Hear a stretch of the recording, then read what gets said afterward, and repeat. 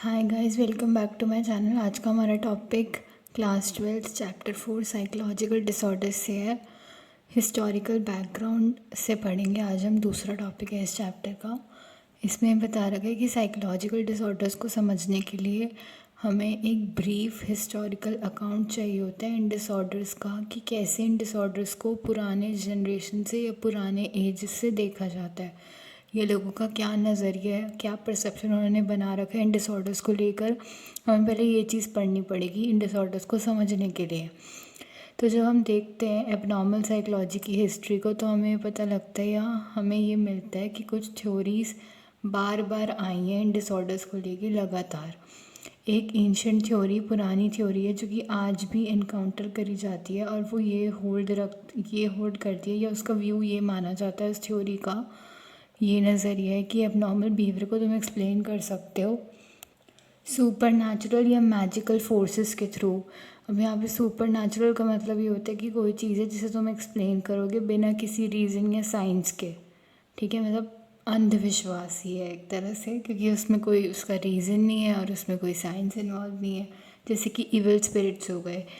अब यहाँ पे लिखा है कि भूत प्रेत, डेविल, शैतान, इनके थ्रू एग्जॉर्सिज्म आ जाता है। एग्जॉर्सिज्म का मतलब ये होता है कि तुम एविल को रिमूव कर रहे हो, किसी बुरी शक्ति को तुम किसी इंसान के अंदर से निकाल रहे हो काउंटर मैजिक या प्रेयर के थ्रू, मतलब अपने मंत्र वंत्र पढ़ के, अपना जादू टोना करके।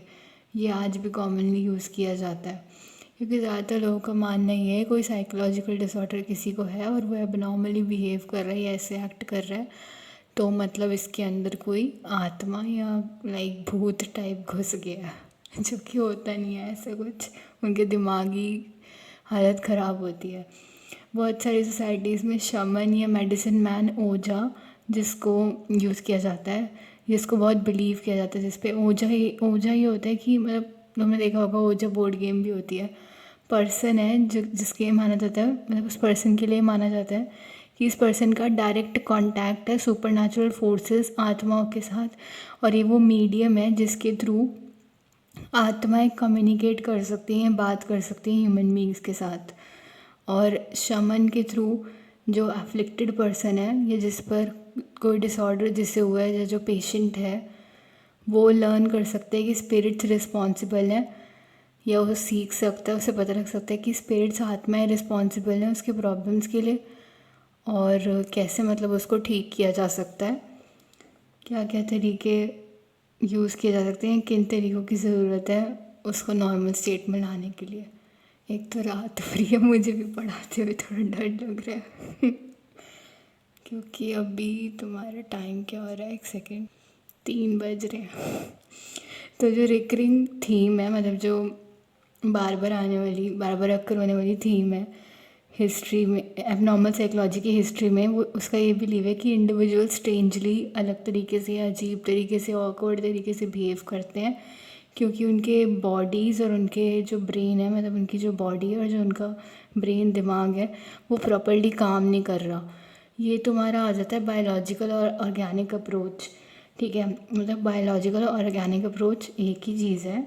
बायोलॉजिकल का ही नाम ऑर्गेनिक है और ये एक अप्रोच है। इसका मानना ये है कि कोई भी इंडिविजुअल अगर अजीब तरीके से बिहेव कर रहा है सोसाइटी में, एबनॉर्मली या स्ट्रेंजली, तो वो इसलिए ऐसे बिहेव करेगा कि उसका बॉडी और उसका ब्रेन ढंग से काम नहीं कर रहा। मॉडर्न एरा में, मतलब अगर करंटली देखा जाए आज के टाइम में, तो ये एक सबूत है कि बॉडी और ब्रेन के प्रोसेस आपस में लिंक होते हैं बहुत सारे तरह के माल अडेप्टिव बिहेवियर्स के साथ। यानी कि जो हमारी बॉडी है और जो हमारा ब्रेन है उसके प्रोसेसेस, हाँ, जो हमारी बॉडी है और जो हमारा ब्रेन है, उन दोनों के प्रोसेसेस आपस में कनेक्ट हैं बहुत सारे तरह के माल अडेप्टिव बिहेवियर से।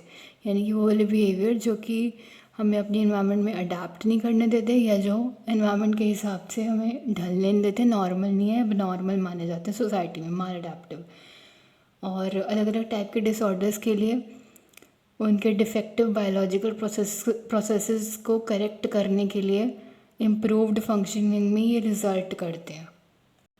यानी इनका कहने का मतलब ये है लास्ट की 3 लाइनों में, कि अलग अलग टाइप के डिसऑर्डर्स के लिए हमें करेक्ट करना पड़ता है। ये जो बायोलॉजिकल प्रोसेसेस ख़राब हुए हैं, डिफेक्टिव हुए हैं, इन्हें सही करना पड़ता है, इन्हें करेक्ट करना पड़ता है, इनकी कमियों को हटा के, गलतियों को सही करके इन्हें करेक्ट करना पड़ता है, जिसकी वजह से improved functioning in biological processes की हो सके, जिससे कि उस पर्सन को कोई डिसऑर्डर या कोई दिमागी प्रॉब्लम ना हो।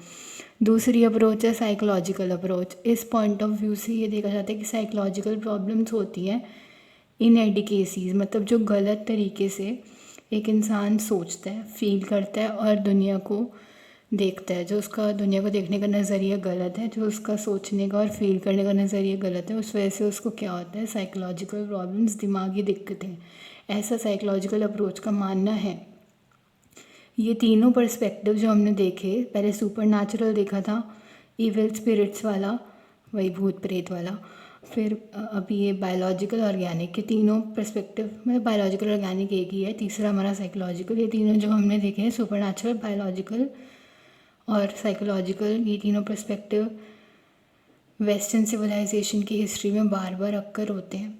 और वेस्टर्न वर्ल्ड में फ़िलासफ़र या फिजिशियन जो कि एंशिएंट ग्रीस के हैं, इनके हमने नाम भी सुने होंगे बहुत ज़्यादा, ये पॉल साइंस में भी बहुत आते हैं, हिप्पोक्रेट, सोक्रेट और इन पर्टिकुलर प्लाटो, मतलब प्लाटो मेन है जिसने डेवलप करी है ऑर्गेनिस्मिक अप्रोच।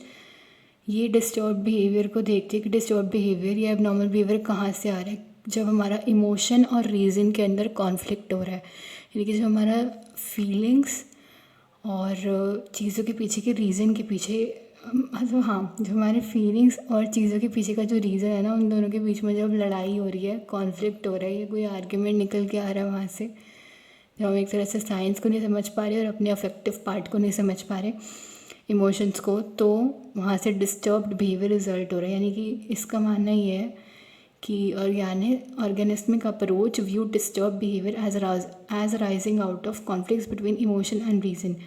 देना चाहते हैं गैलन तुम्हारे, ये भी एक फिजिशियन ही है। गैलन इलेबोरेट करता है तुम्हारा 4 ह्यूमर्स के रोल पर, पर्सनल कैरेक्टर में और टेम्परामेंट में। इनके हिसाब से मटेरियल वर्ल्ड जो बना होता है वो 4 चीज़ों से बना होता है, 4 एलिमेंट से, जिसमें अर्थ आ जाता है, एयर आ जाता है, फायर आ जाता है और वाटर आ जाता है।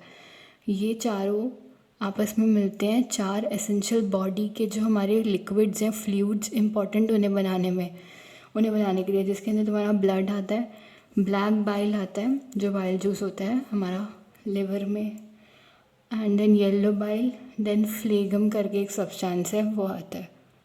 ये चारों फ्लूइड्स को ही रिस्पॉन्सिबल माना जाता है, या इन्हीं चारों फ्लूइड्स की वजह से लोगों के अलग अलग तरह के टेम्परामेंट होते हैं, अलग अलग तरह का उनका एक तरह से बॉडी का जो है नेचर होता है। ठीक है, इम्बैलेंस अगर हो जाए ना इन ह्यूमर्स के बीच में, तो अलग अलग तरह के डिसऑर्डर्स हो सकते हैं उस इंसान को। ये इंडियन नोशन जो, मतलब इंडिया का जो आइडिया 3 दोष पे बेस करता है ना, उससे सिमिलर है बहुत। वत पित्त कफ जो है, जो कि अथर्ववेद और आयुर्वेदिक टेक्स्ट में मेंशन है। ठीक है, ये हमने चैप्टर 2 में देखा भी था, जब मैं चैप्टर 2 बताऊँगी तो उसमें आएगी ये चीज़, मैं बता दूँगी। देन आ जाते हैं मिडिल एजेस पर। मिडिल एजेस में तुम्हारा डेमोनोलॉजी और सुपरस्टिशन को बहुत ज़्यादा इंपॉर्टेंस दी गई थी एबनॉर्मल बिहेवियर को एक्सप्लेन करने के लिए। डेमोनोलॉजी यहाँ पे बता रखा है, ये ऐसा बिलीफ, ऐसी मान्यता है कि जो लोग जिनको मेंटल प्रॉब्लम्स होती हैं वो इविल होते हैं।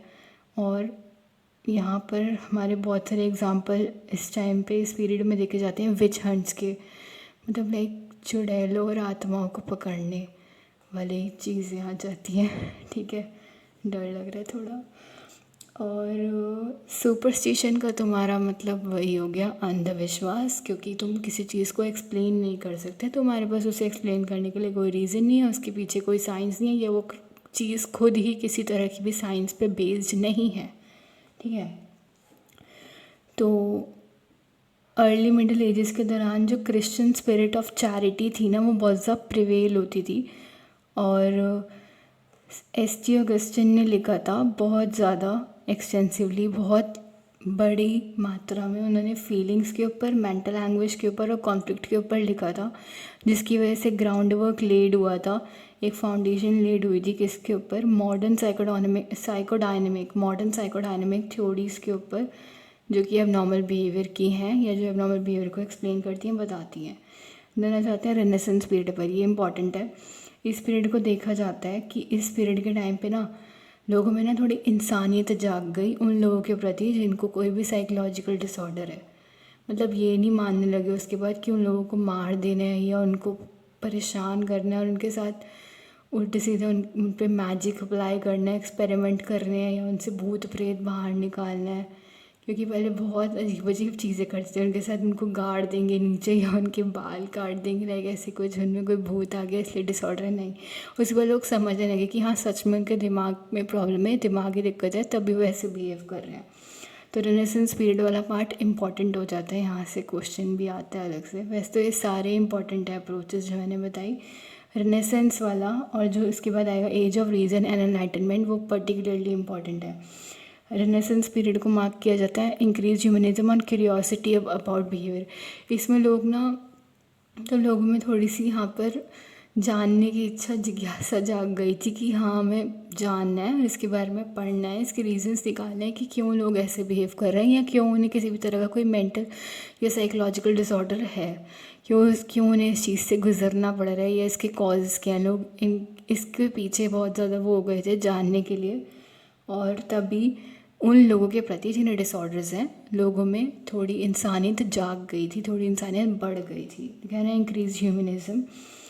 तो जॉन वेयर करके एक है साइकोलॉजिस्ट, इन्होंने एम्फेसाइज किया था, जोर दिया था साइकोलॉजिकल कॉन्फ्लिक्ट पे और जो बिगड़े हुए सही ना चलने वाले डिस्टर्ब्ड इंटरपर्सनल रिलेशनशिप्स होते हैं, यानी कि जो लोगों के बीच में आपस में रिलेशनशिप्स हैं उनमें दिक्कत आ रही है, वो उनको इन्होंने बताया था कि यही कारण है किसी भी तरह के साइकोलॉजिकल डिसऑर्डर का। ठीक है।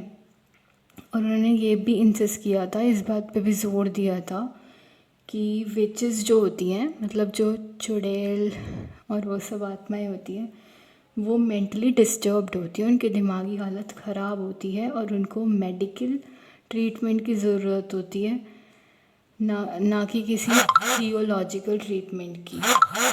हाँ, जो विचेस होती हैं वो मेंटली डिस्टर्ब्ड होती है, उनकी दिमागी हालत ख़राब होती है, उन्हें मेडिकल ट्रीटमेंट की, डॉक्टर की, दवाइयों की एंड चेकअप्स की ज़रूरत है इंस्टेड ऑफ कोई थियोलॉजिकल ट्रीटमेंट, ये ऐसे आत्माएं निकालना और ये सब उन पर एक्सपेरिमेंट करके चीज़ें करना।